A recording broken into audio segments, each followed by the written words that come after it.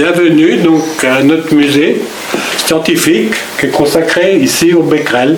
Je suis Claude Doiseau, membre des Amis du musée de Châtillon-Coligny, et je vous invite à visiter notre salle scientifique consacrée au Becquerel, aux travaux de tous les Becquerel.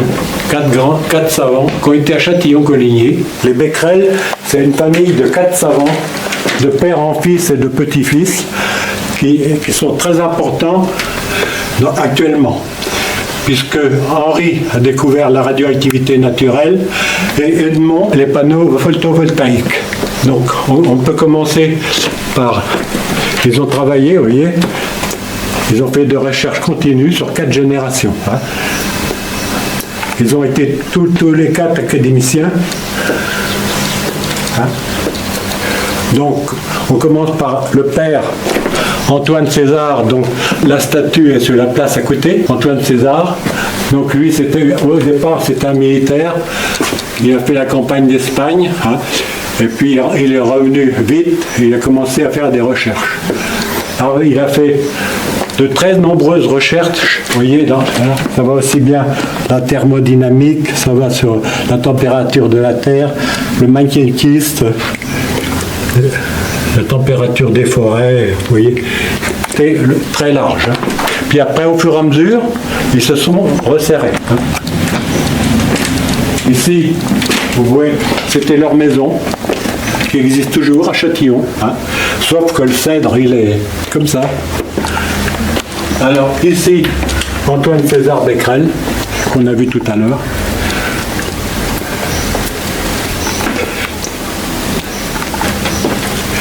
Son fils, Edmond, donc c'est lui qui a fait des recherches surtout sur la phosphorescence.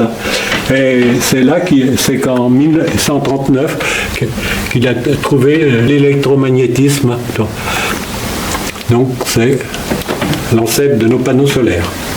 Il a étudié aussi la phosphorescence. Hein, et il faisait des photos avec un appareil photo type daguerre.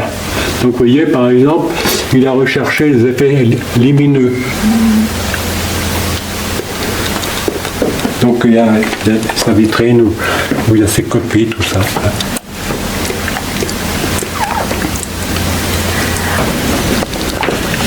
Donc ici, c'est le Muséum d'histoire naturelle de Paris, où ils ont commencé à faire leurs recherches. Hein. Alors il est situé à côté du Jardin des Plantes, rue Cuvier, à Paris. Hein. Donc ils ont tous été aussi, tous les 4 directeurs de ce muséum d'histoire naturelle.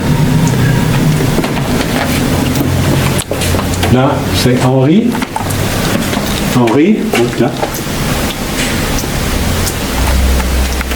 Et son épouse,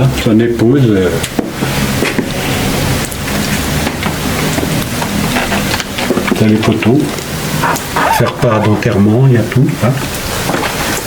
Ici, c'est la chapelle qui est au cimetière de Châtillon-Coligny, qui rassemble tous les Becquerel.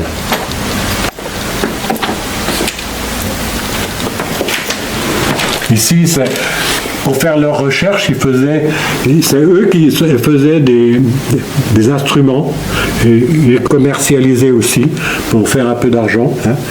Donc vous voyez, ils faisaient fabriquer leurs instruments. Hein.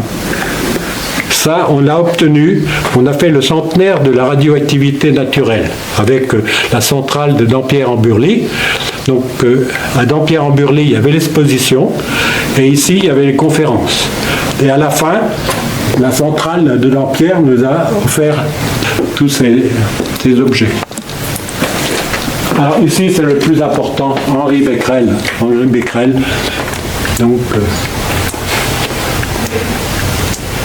par le prix Nobel avec Pierre et Marie Curie en 1903 pour la découverte de la radioactivité naturelle.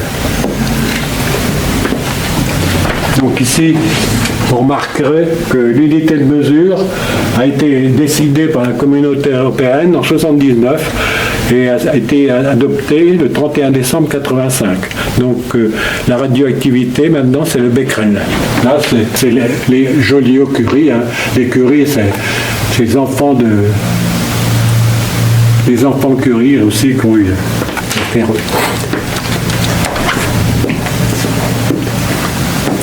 Donc le dernier, le buste de Jean Becquerel. Jean Becquerel, vous voyez. Le costume d'académicien avec son épée. Son épée.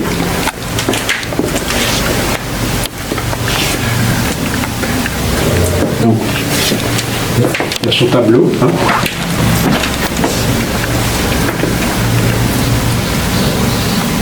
Et un portrait de Jean Becquerel aussi.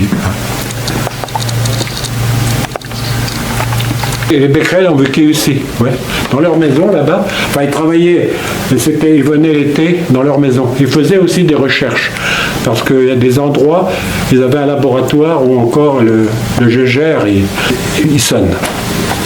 Ici, vous avez tous les minéraux. Hein. Donc c'est grâce à la pêche-blaine, un minéraux radioactif qui vient du Limousin, qu'il voulait étudier. Il l'avait posé sur des plaques photos et il s'est aperçu que les plaques étaient imprimées. Donc il s'est dit, il y a quelque chose. C'est là que Pierre et Marie Curie sont arrivés et ils ont commencé à faire leurs recherches. On peut faire le tour aussi, hein, d'autres minéraux.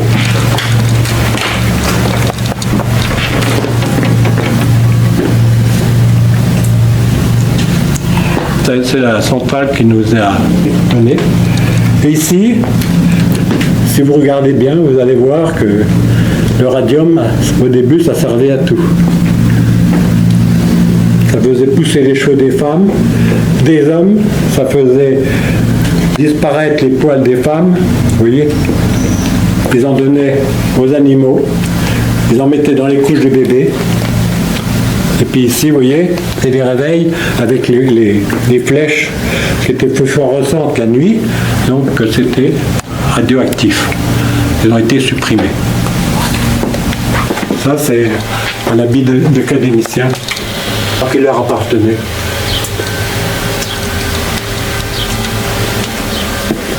Et leurs armoiries, si ça vous intéresse. Oui, mais il y a encore des membres de leur famille, ils ne s'appellent plus Becquerel, mais il y a encore des membres de leur famille qui vivent ici. Je crois 6 ou 8 enfants qui sont indivisés sur cette maison. C'est une maquette d'un compagnon du devoir. Hein. Alors c'était une bombe à cobalt, c'était pour soigner des maladies.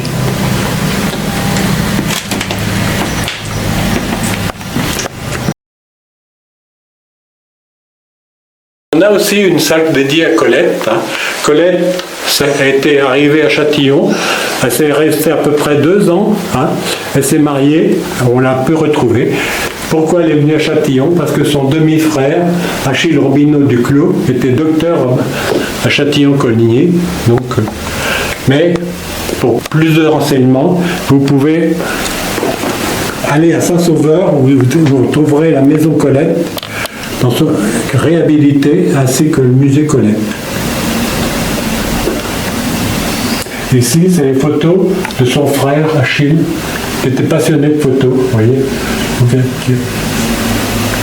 C'est lui qui a fait toutes les photos? Oui.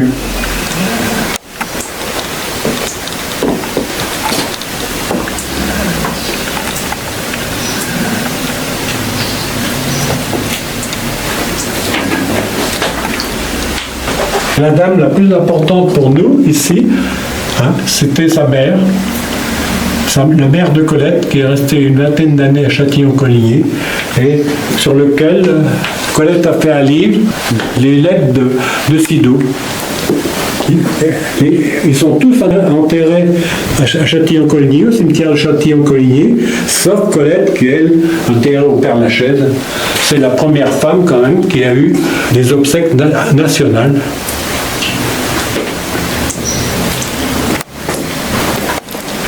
J'espère que vous avez apprécié notre visite et on vous attend, hein, pour en faire un peu plus de connaissances.